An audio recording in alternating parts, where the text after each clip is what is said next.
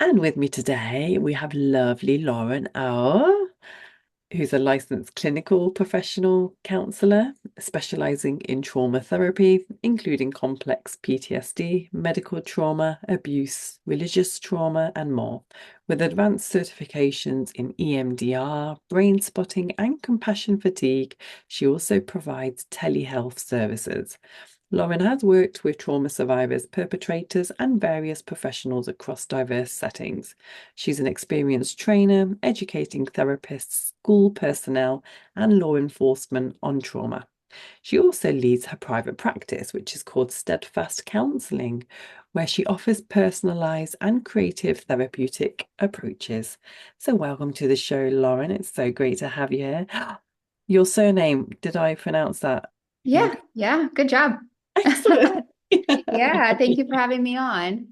Oh no, it's an absolute pleasure. Yeah, I've been excited to speak with you because you are as innovative as they get when it comes to therapists that I know. Oh, thank you.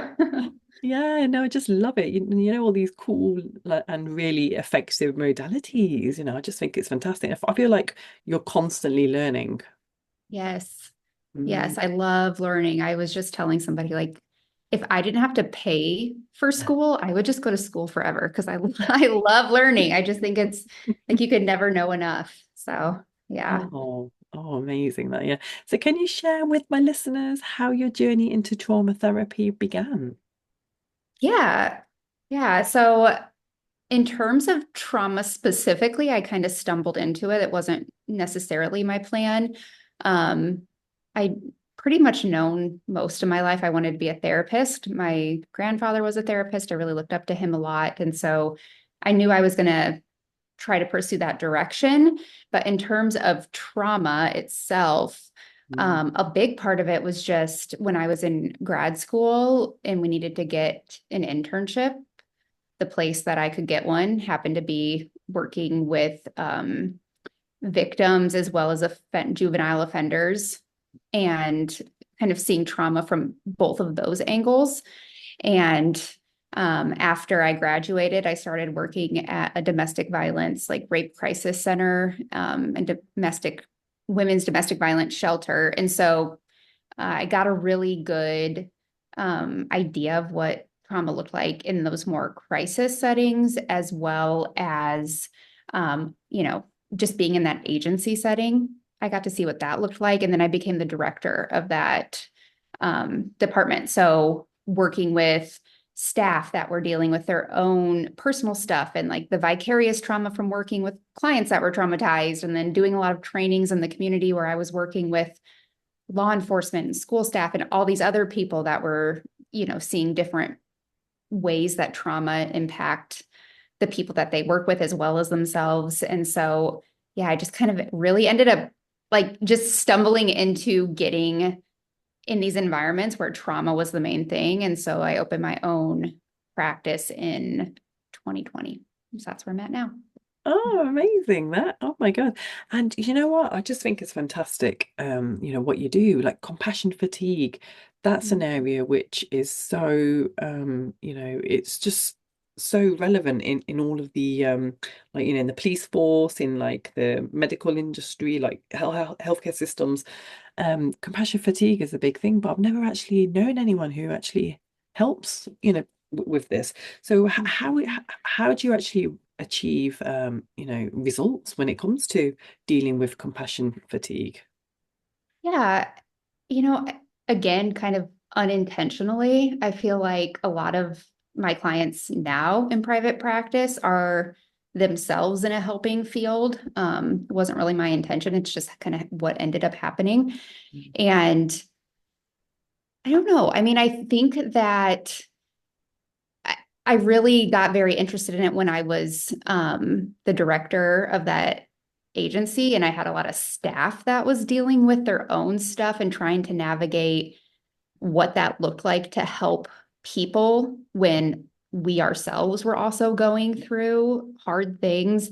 Just, I mean, not just with the dealing with what the clients were dealing with, the overwhelm of that, but also, people in their own personal lives and like I said, I started this practice up in 2020, at the end of 2020. So I also was working in that agency when COVID hit and how that affected people in all these different ways, and trying to figure out, how do we do this work when we're already kind of drowning and everyone else is drowning, and it just feels like a mess. Yeah, um, yeah, and I think it's so important it is. that if you're doing this work, that you're doing your own work. And so, I mean, I just really, really believed in that. And the way that I tried to lead my staff at the time was really prioritizing that, in the sense of, like, that really was my bottom line. Like, if somebody was having just like a difficult day, or they just needed some space because they're feeling overwhelmed, or they just had a really hard session or something, just being there to, like, do you want to talk about it? Do you want to go home early? Like, what do you need? And kind of, I guess, some of that stuff I had to throw some of the policy out of the window, because, like, there were like rules in place, and I didn't want to step too much over that line. But also, to me, I think it's important that if we're not taking care of ourselves, we're also not really able to do our best work. And we can even, it could be harmful sometimes, like the work that we are doing, if we ourselves are dysregulated. And so, yeah, just making that number one, I felt like was just so important, and like how we look at that. And I feel like I carry that into all of the work that I do with everybody. Yeah, fantastic. So how do you manage your own self-care? Yeah, I mean, I think, opening my own practice was kind of its own form of self-care, because I just love kind of doing, like, following the things that I'm passionate about and learning about the things that I want to learn about. And I have so much fun with, like, the creative side of things.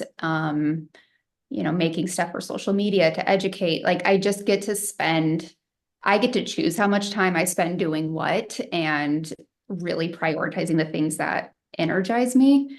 Um, and so, yeah, being able to do that is like a big act of self-care. But I also have really strict boundaries for myself. I have two young kids, and so, they have to be picked up at a certain time. So I just don't see clients, after those times. And I hesitated going into private practice for a while, because in my head, I had imagined, oh, private practice means like nights and weekends. That's what people are going to want if they're going to therapy. That's what they're going to need. And, I just, from the get-go, from the start, I just said, these are my hours. This is when I'm available. And that's that. And it's literally never been a problem. So just being able to maintain that has been really important for me as well. That's fantastic. Yeah, do you think a lot has changed with everyone working from home now? Oh yeah, absolutely. I mean, I think obviously with all the hard stuff that came with COVID, some of the good stuff was the advancements in the mental health field. Um, like, even just being able to do telehealth before, like, a lot of insurance companies wouldn't reimburse that. And so now it's pretty standard. Like, I have clients that I see virtually that, you know, I, I just literally before this met with a client who was sitting in her car, like, because that's a private space, and, has a Mm. job that travels a lot, where it just doesn't make sense for her life to, like, go see a therapist in an office every week. And there's so many people like that, or clients that have, mobility issues, or I've had a lot of clients that are new moms that are, like, home with their newborn, that they're, like, changing diapers and stuff while we're chatting. And it's just, I think it makes it so much more accessible to people, which is amazing. For those who don't know what telehealth is, could you describe that, please? Yeah. I mean, it's kind of like what we're doing right now. It's just having, instead of sitting in an office face to face with a therapist, you're over a video platform, and of course it's through, like, these portals that are super secure and, like, don't have any, Mhm. you still have to make sure that that confidentiality is at play. But yeah, I mean, it's really helpful, I think, for some people to be able to do their appointments in this format. Definitely, yeah. So, you know, a lot of different modalities such as EMDR, brain spotting, and also now you're offering ketamine-assisted psychotherapy. It would be great for you to talk more about these modalities because I feel like, you know a lot, but I don't know. I just have it. I feel like these are the ones which are quite that they stand out for me because they just Mhm. seem so innovative and powerful. Yeah. Yeah. Well, in a lot of ways, they're very similar. So one of the biggest things that I've realized and learned about in working with trauma specifically is just like the neuroscience around it, like the parts of our brain that are engaged when we're experiencing something traumatic. Oftentimes, when you're in that alarm or overwhelmed state, or you don't feel safe, you're just responding. You're just, you know, acting. That's just kicking in. It's natural instinct. And so that really logical thinking part of your brain that can tell the story and that can talk about it isn't even online usually during trauma. Um, and so with talk therapy, just talking back and forth with a therapist, that can be really helpful. But, you're not actually engaging the parts of your brain that were online during trauma when you're just talking about it. And, you could learn some good coping strategies. You could, talk about why you feel what you feel. And you could totally get to a point in therapy where you understand that. You can make sense of that. You can put things into place to, create a better routine or and things that make you feel like you can regulate more. But oftentimes I was finding that people would still feel stuck. Like they'd feel like I've been doing this therapy. I get why this happens or why I feel this way or why I panic, why I whatever. I know why, but I'm still doing it. Like it's still happening, or I don't like I'm still stuck there. Um, and that I think is because they were just using the parts of their brain in therapy that weren't even awake during trauma. And so, really, like EMDR, brain spotting, ketamine assisted psychotherapy, like those all really just target the parts of your brain that were online and awake during trauma. They're just different ways of going about it. So EMDR and brain spotting, they utilize like the neuroscience of our eyes and our eye movements and how that's so interconnected with the different brain regions and our nervous system and what we're feeling, those natural reactions, the body, that kind of thing. And then ketamine assisted psychotherapy, and in a lot of similar ways, it kind of, you know, it puts you, it's a medicine, a drug that at lower doses that are controlled, it kind of puts you in like a sleepy, dreamlike state. So where you're fully alert, you're awake, you know what's going on, but it's just very like relaxed and dreamy. And it kind of again shuts off that thinking logical part of the brain to just let, you know, the rest of your brain kind of do some processing. And yeah, I think that's where a lot of the magic really happens is when people kind of get out of their own way in terms of how they think, therapy should go or what they need to do, and they just let their body and brain heal in the way that it knows how to do. It's incredible what can come out Yeah. of that. Wow, yeah. And so is it like is a ketamine assisted psychotherapy similar to MDMA and psychedelics as well? Yeah, there's lots of different types of psychedelics. And the chemistry of them are all different. And so I know, at least in the state that I live in, ketamine assisted psychotherapy is fully legal. There are some that aren't, like MDMA is not legal in my state right now. So, yeah, there's different legality around things like that, but it all, in terms of how it's used and what capacity when it's being used the correct way that's regulated, it does very similar things. Again, kind of let somebody get out of their own way to like let them really do the healing work that wants to be done. Yeah, no, I love that. Amazing. How about brain spotting? How Mhm. how is that different to EMDR? So EMDR,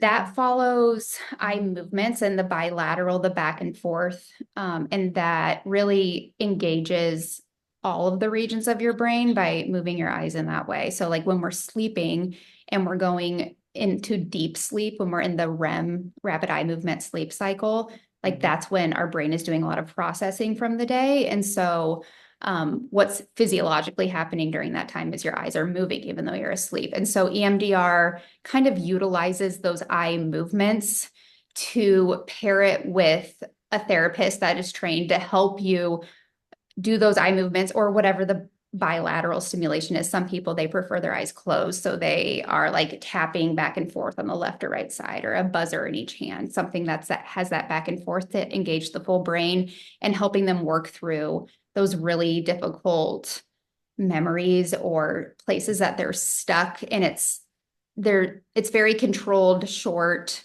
It kind of just helps the brain let go of those places that it feels stuck.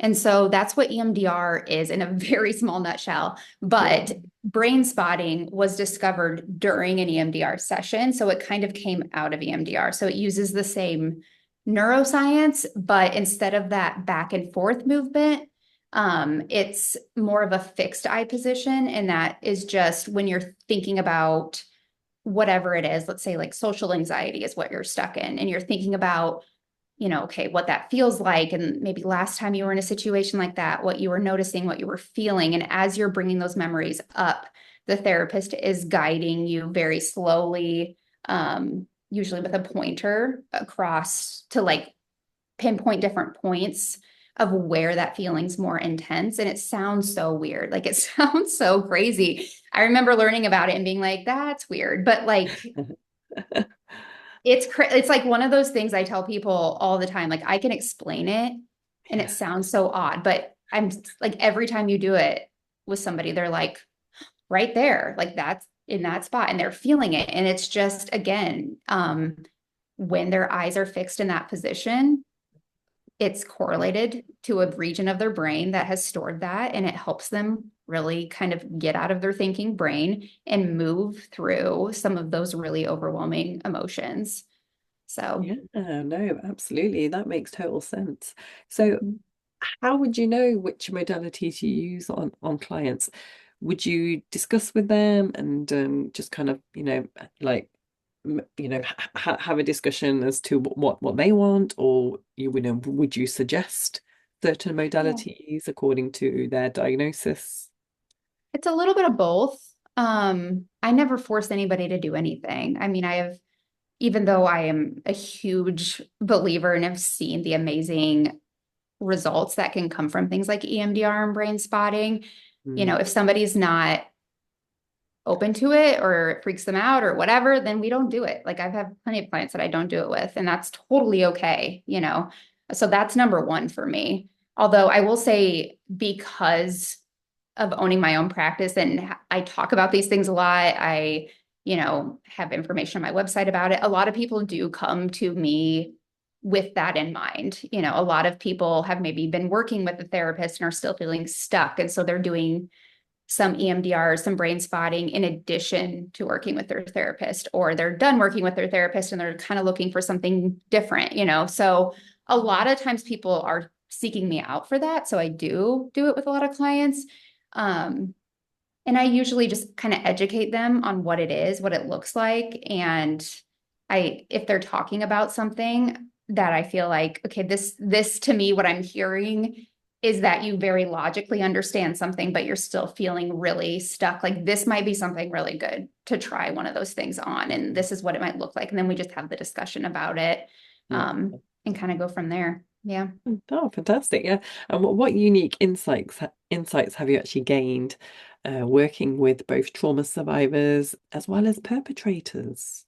Yeah. It's interesting to kind of see things from both Mm. angles. Um,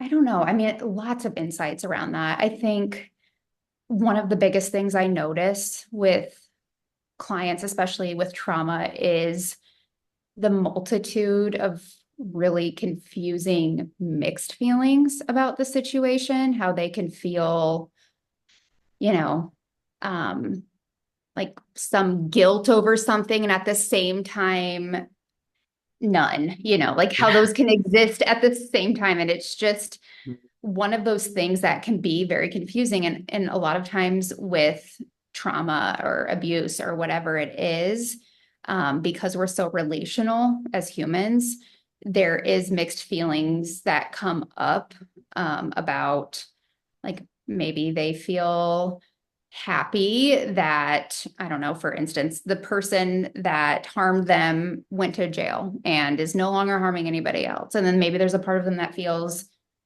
kind of guilty, like, oh, wow, like that person's life is forever in jail because of what I did or whatever. That's just an example. But I think having worked with both ends of that, it's helped me, number one, normalize those feelings for people that, like, I've seen such a human and real side of the perpetrators. So a lot of, any biases that I used to have, it's like I can hold space for what they did, and also understanding for some of the circumstances that led them to that, and like how those things can coexist together. And it is just messy sometimes. And I think allowing people to normalize that, having worked on the other side, can be really freeing. Absolutely. Yeah, yeah, because there's so many factors at play. And when it comes to the perpetrators, do you tend to go into the childhood and try to understand, why they may have, done what they did? Because a Yeah. lot of it will be based on their own hurt from, a young age. Yeah.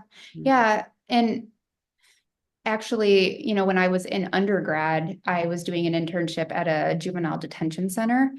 And one of the biggest things that stuck out to me at the time was how, like, obviously those kids had all done something wrong to be in the detention center, Mm. but at that setting, they weren't really talking about the trauma. It was more about the behavior and moving forward. And that really bothered me at the time. And a big thing of kind of what, kept me going in this field was, it was hard for me to wrap my head around how somebody could successfully stop doing negative or maladaptive behaviors if they themselves don't have an understanding of why, or have any, I don't know, I guess, understanding of their own behavior and where it came from, and how that thing that they did, was also a result of like pain that they were feeling and all of that stuff. Like, how do you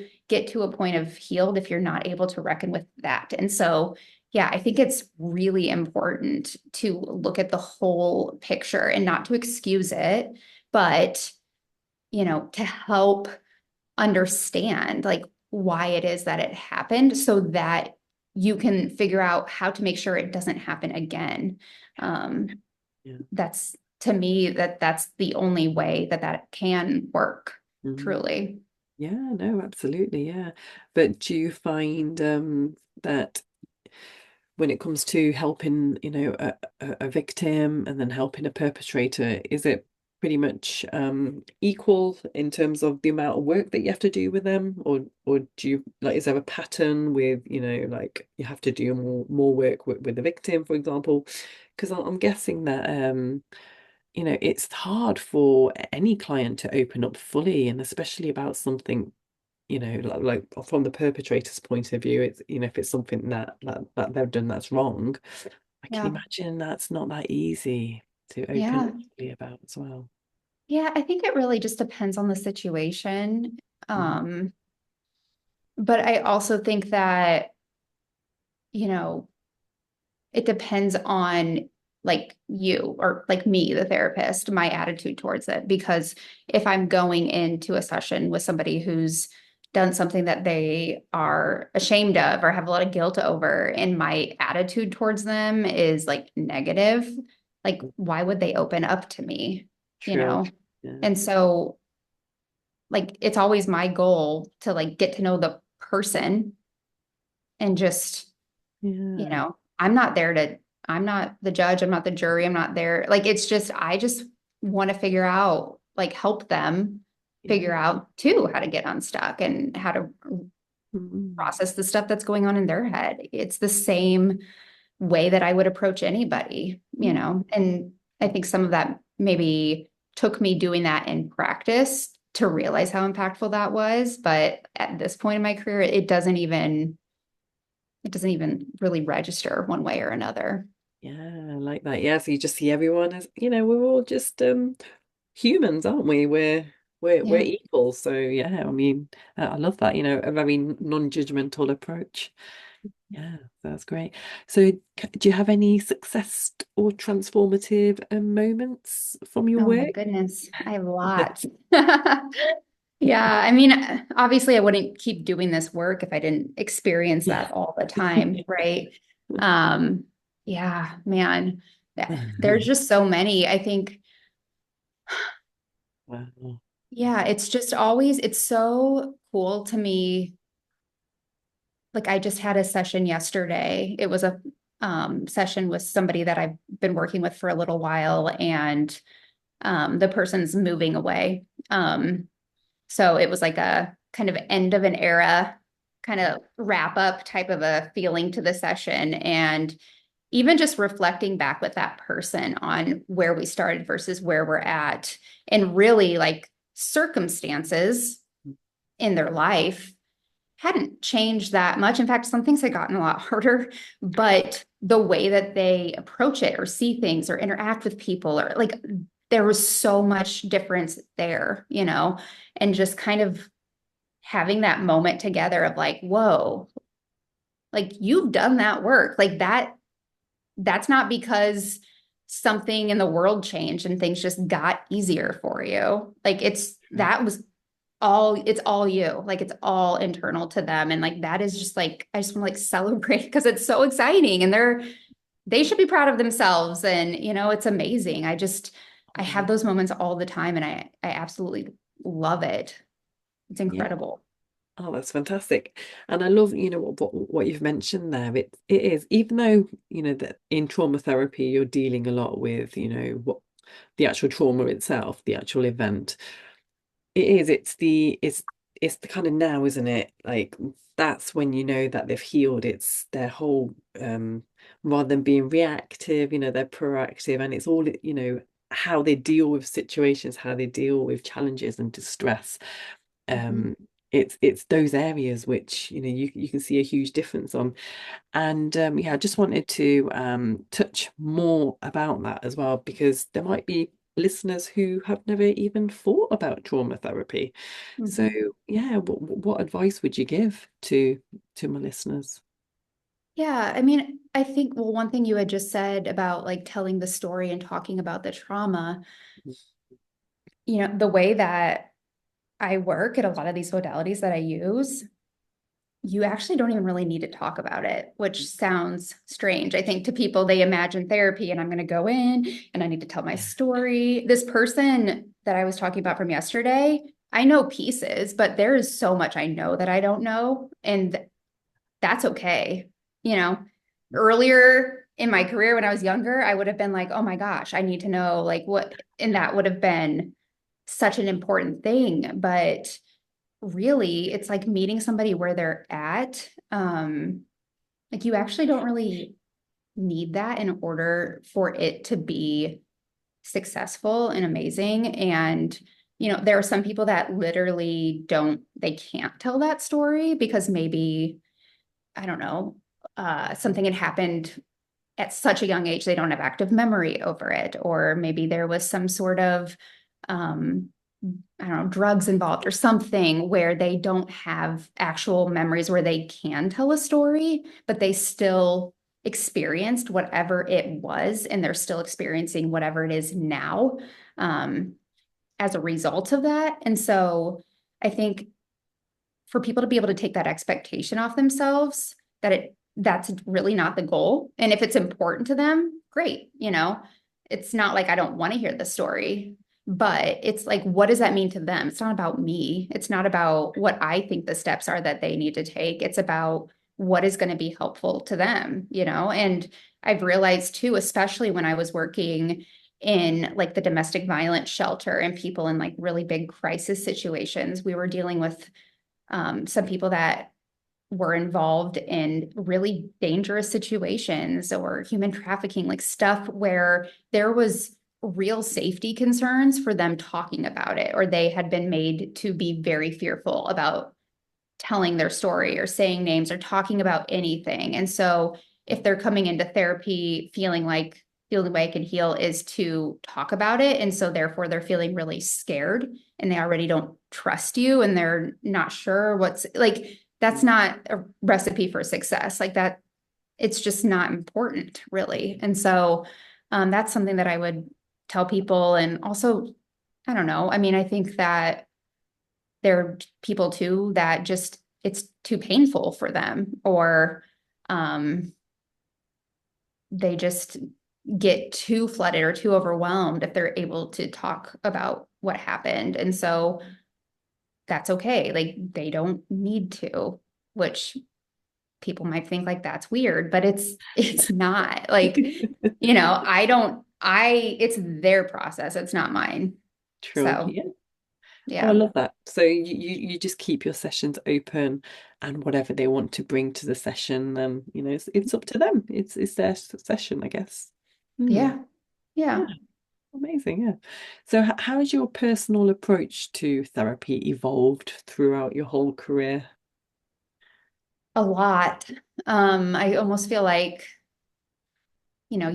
I went to grad school and I learned all the things. But then there's also this process, I feel like, at least for me, of kind of unlearning some of those things of the different, there's all these different theories and all these different approaches and all these different whatever, which I think a lot of it is figuring out what resonates with you. And the only way you really know that is by putting it into practice. And then the population you're working with. So with me working with trauma, there are certain approaches that just make a lot more sense than others in working with that population. And just again, like if you look at the neuroscience and how somebody experiences trauma versus maybe like if you're working with kids and working on things like behavior, anger, you might have a completely different approach to it. So a lot of that is just making it,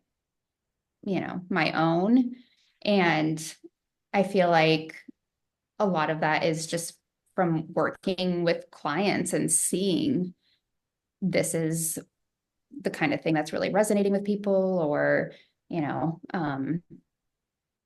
don't know, a lot. I feel like in the early part of my career, you're kind of just figuring it out. So I probably did a lot of like worksheets or stuff that was already pre-planned. I did a lot of planning. I did a lot of, what am I going to do with this person? And now not that I don't plan, but it very much is, it flows a lot easier. I don't really feel like I have to overthink anything. Like it's just, I'm there to hear from them and kind of tailor things as they go. And so it's actually gotten a lot easier, I would say. Yeah, it does. Yeah, Yeah. absolutely. Yeah, with experience and yeah. So would you say, are there any misconceptions about trauma therapy? I mean, like what I said earlier, just about you don't need to tell your story and it doesn't have to be this big scary thing. I also think though, like trauma is a word that we hear a lot, and I think sometimes it can be thrown around. Um, and most counselors have some level of education around trauma and what that means. But just because that's true, not everybody is a trauma therapist. So if somebody's looking for a therapist specifically to target and process trauma and get unstuck, just seeing the word trauma on somebody's website might not necessarily mean that that's the type of therapist that they're going to be able to get that healing with the most. So I guess I would just, you know, encourage people if they're dealing with that to, ask around personal recommendations, and then set up meetings.